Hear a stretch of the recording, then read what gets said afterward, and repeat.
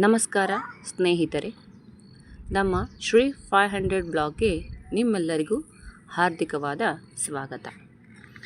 ಬೇಸಿಗೆ ಶುರುವಾಗುತ್ತಿದ್ದಂತೆ ದಿನದಿಂದ ದಿನಕ್ಕೆ ಬಿಸಿಲಿನ ತಾಪಮಾನ ಹೆಚ್ಚಾಗುತ್ತದೆ.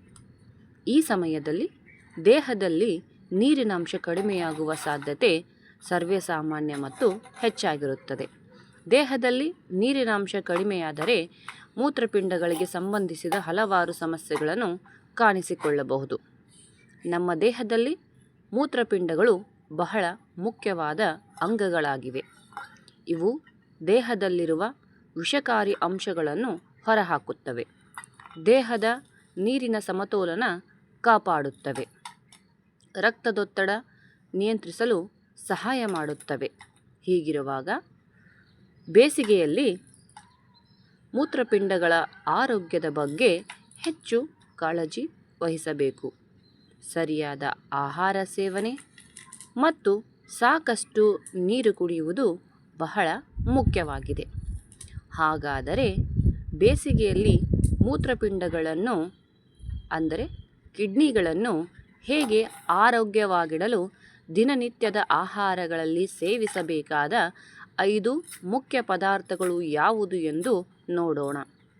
ಅದಕ್ಕೂ ಮುಂಚೆ ನೀವು ನನ್ನ ಚಾನಲನ್ನು ಸಬ್ಸ್ಕ್ರೈಬ್ ಮಾಡಿಕೊಳ್ಳಿ, ಹಾಗೆ ಪಕ್ಕದಲ್ಲಿರುವ ಬೆಲ್ ಬಟನನ್ನು ಒತ್ತಿ.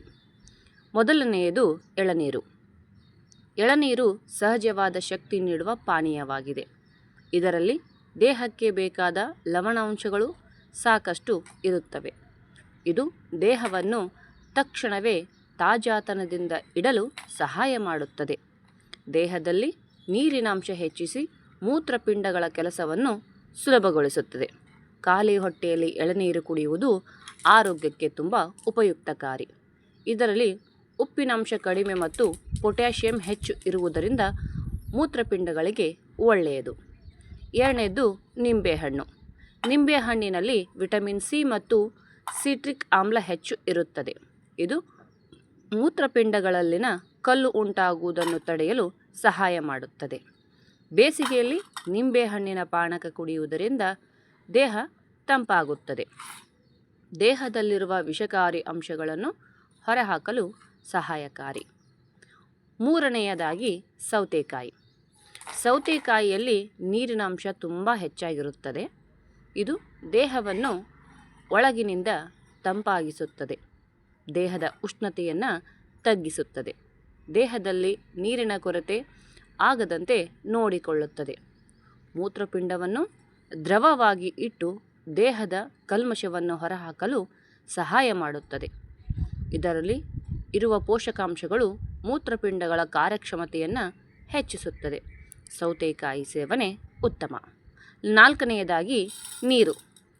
ನೀರು ನಮ್ಮ ಜೀವನಕ್ಕೆ ಅಗತ್ಯವಾದ ವಸ್ತು. ಬೇಸಿಗೆಯಲ್ಲಿ ಹೆಚ್ಚು ನೀರು ಕುಡಿಯಬೇಕು. ಇದು ದೇಹದಿಂದ ವಿಷಕಾರಿ ಅಂಶಗಳನ್ನು ಹೊರಹಾಕುತ್ತದೆ. ಮೂತ್ರದ ಗಾಢತೆಯನ್ನು ಕಡಿಮೆ ಮಾಡುತ್ತದೆ. ಮೂತ್ರದ ಉರಿಯೂತವನ್ನು ಕಡಿಮೆ ಮಾಡುತ್ತದೆ. ಮೂತ್ರಪಿಂಡದಲ್ಲಿನ ಕಲ್ಲು ಉಂಟಾಗುವ ಅಪಾಯವನ್ನು ಕಡಿಮೆ ಮಾಡುತ್ತದೆ. ದೇಹದ ಸಮತೋಲನವನ್ನು ಕಾಪಾಡುತ್ತದೆ ನೀರು.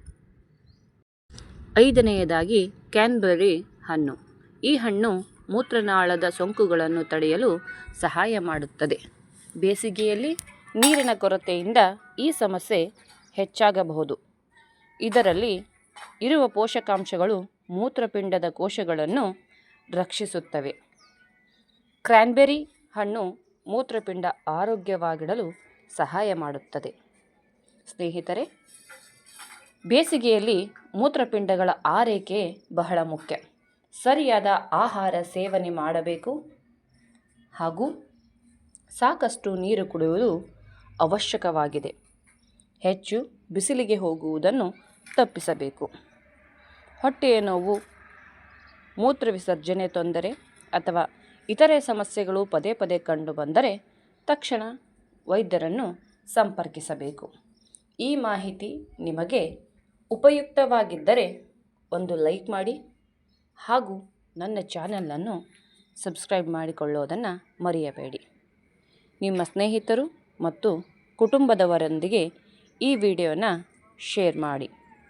ಹೀಗೆ ಆರೋಗ್ಯ ಮಾಹಿತಿಗಾಗಿ ಶ್ರೀ 500 ಬ್ಲಾಗನ್ನು ತಪ್ಪದೆ ಚಂದಾದಾರರಾಗಿರಿ.